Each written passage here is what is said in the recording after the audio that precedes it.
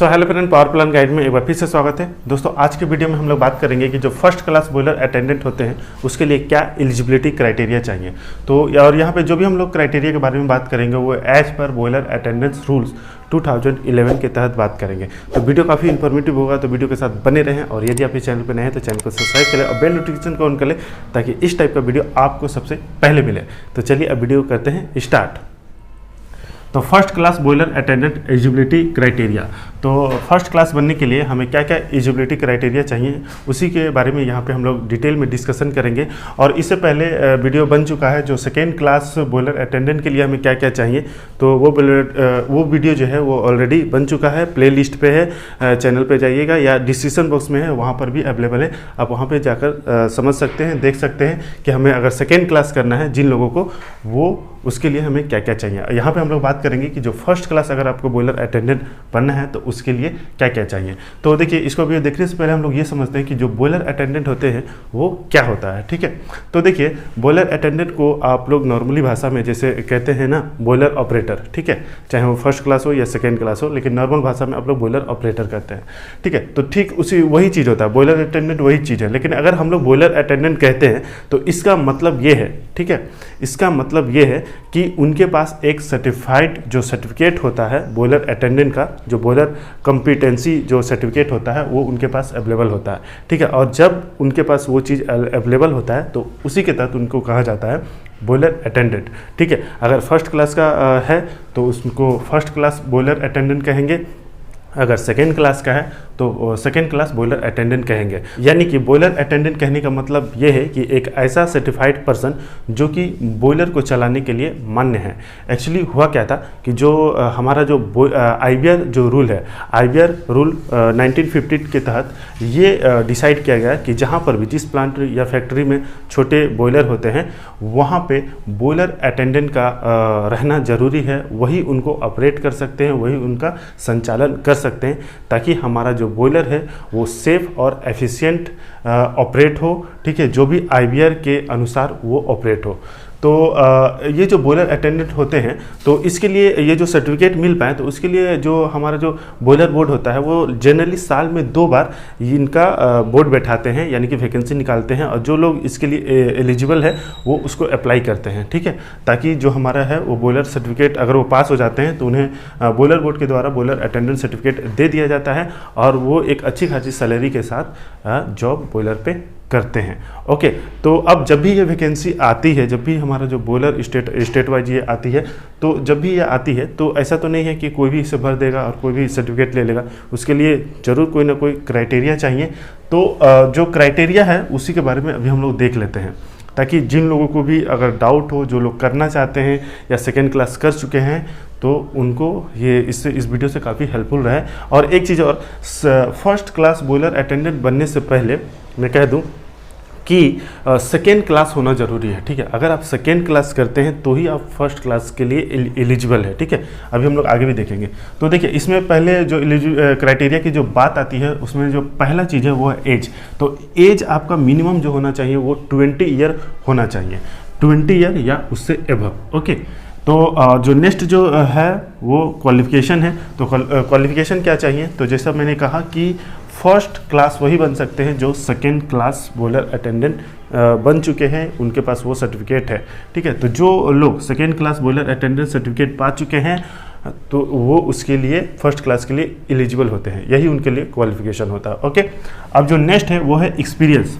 तो एक्सपीरियंस कितना चाहिए, तो जो भी हमारे जो सेकेंड क्लास बॉयलर अब फर्स्ट क्लास के लिए एलिजिबल हो गए तो उनको अब ऐसा नहीं कि जैसे ही मिल गया तो एलिजिबल उसको अप्लाई कर सकते हैं। उनको मिनिमम जो है जो अपना सेकेंड क्लास जो बॉयलर अटेंडेंट है उनको 2 ईयर काम करना पड़ेगा बॉयलर में, जिसका हीटिंग सरफेस एरिया होगा वो मिनिमम 50 स्क्वायर मीटर होना चाहिए या उससे ज़्यादा होना चाहिए। ठीक है, तभी वो इसके लिए एलिजिबल होगा। उनके लिए मतलब 2 साल का एक्सपीरियंस चाहिए जो सेकेंड क्लास बॉयलर ऑपरेटर है, और 3 साल किसके लिए चाहिए, तो जो लोग अप्रेंटिस होते हैं, जैसे 3 साल ट्रेनिंग जो सर्टिफिकेट लिए रहते हैं, तो जो ट्रेनिंग सर्टिफिकेट लिए हैं उनके लिए तो 3 साल का एक्सपीरियंस चाहिए, लेकिन ये कंपलसरी है कि 1 ईयर उनमें से उन 3 सालों में से 1 ईयर जो होना चाहिए वो अप्रेंटिस होना चाहिए बॉयलर रिलेटेड वर्क से, ठीक है। और साथ में उनके पास सेकेंड क्लास सर्टिफिकेट के साथ 1 साल काम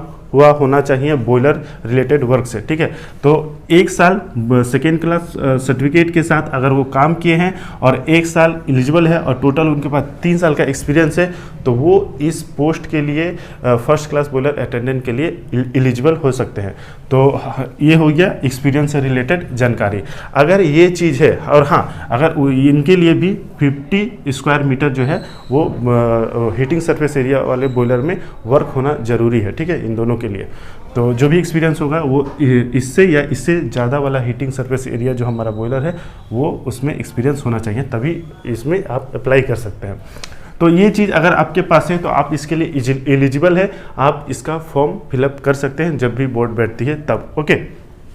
अब जब हम लोग इसको फॉर्म भरेंगे तो इससे रिलेटेड भी कुछ जानकारी ले लेते हैं, ताकि आपको आगे जब आप भरें तो आपको हेल्प मिले, ठीक है।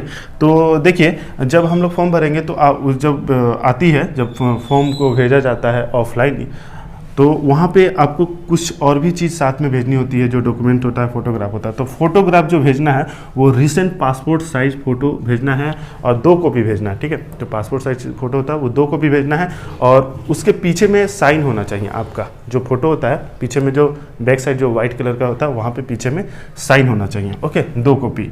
अब इसके साथ क्या चाहिए, तो करेक्टर सर्टिफिकेट चाहिए। जो आपका करेक्टर सर्टिफिकेट होगा जहाँ पे आप काम करते हैं वहाँ से आप निकलवाएंगे और उसको भी अटैच करके देंगे, ओके। अब जो फीस होता है, तो जनरली अभी तक जो हुआ है जो एग्जामिनेशन, उसमें फर्स्ट क्लास बॉयलर अटेंडेंट के लिए 500 रुपया लगता है, ओके, 500 रुपया। अब ये जो है वो ऑनलाइन पे करना पड़ता है। इनका जो पोर्टल होता है जो स्टेट वाइज जो निकलता है, तो इसके रिगार्डिंग तो जब ये वैकेंसी आएगी तो ये कितना फीस लगेगा, कहाँ पे करना है, ये उस समय क्लियर हो जाएगा। तो इसके बारे में ज़्यादा टेंशन लेने की ज़रूरत नहीं है, ये उसी समय क्लियर हो जाएगा, ठीक है। तो ये फीस हो सके कि कम ज़्यादा भी हो सकता है अकॉर्डिंग टू स्टेट, लेकिन जनरली अभी तक देखा गया है ये इतना ही लगता है, ओके। अब जो नेक्स्ट है वो है डॉक्यूमेंट क्या क्या देना है। तो 1 set of self attested copy of all relevant document.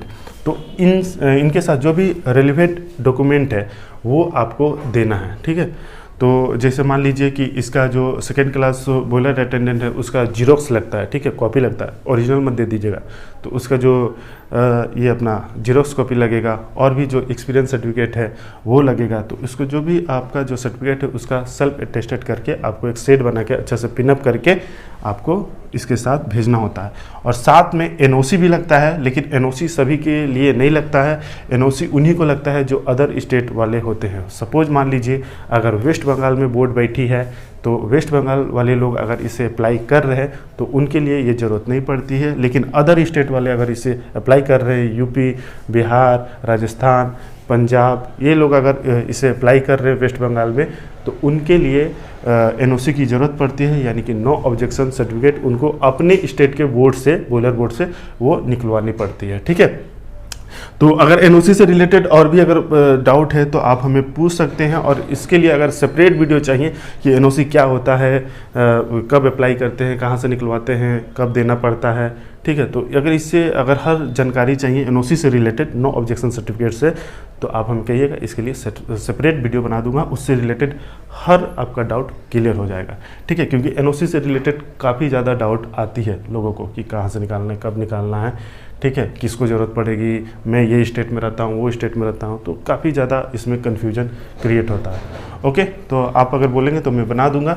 तो यही रहा जानकारी। अगर ये चीज़ आपके पास अवेलेबल है तो आप फर्स्ट क्लास बॉयलर अटेंडेंट के लिए एलिजिबल है। तो आई होप कि ये वीडियो आपके लिए हेल्पफुल रहा होगा, इन्फॉर्मेटिव रहा होगा। अगर ये वीडियो आपको अच्छा लगा हो तो प्लीज़ इस वीडियो को लाइक करें और ज़्यादा से ज़्यादा शेयर करें, ताकि जो लोग भी फर्स्ट क्लास बॉयलर अटेंडेंट करना चाहते हैं उनको ये जानकारी मिल पाए और एक उनको सही गाइड मिल पाए। एक्चुअली क्या होता है, बहुत लोग या तो बताते नहीं है या बहुत लोगों को पता नहीं चल पाता है, वैकेंसी आती है और उन्हें पता भी नहीं चल पाता है कि हमें करना क्या है। हो सकता है कई लोगों के पास ये सब क्राइटेरिया फुलफिल होता हो और वो उनको जानकारी नहीं होने की वजह से वो फिलफिल नहीं कर पाते। तो सबके साथ शेयर कीजिए और दूसरों का भी हेल्प कीजिए, आपके साथ भी ज़रूर अच्छा होगा। तो इसलिए इसको वीडियो को ज़्यादा से ज़्यादा शेयर करें और अपने दोस्तों को भी बताएं, और जब भी वैकेंसी आती है उनको इस चीज़ के बारे में ज़रूर बताएं अगर वो करना चाहते हैं, क्योंकि आप लोग काम करते हैं तो अगल बगल आपको ज़रूर जानकारी होती है कि कौन क्या बन सकता है या करना चाहता है। तो ओके, आई होप कि ये वीडियो आपको अच्छा लगा होगा। तो अब हम लोग मिलेंगे नेक्स्ट वीडियो में, तब तक के लिए जय हिंद।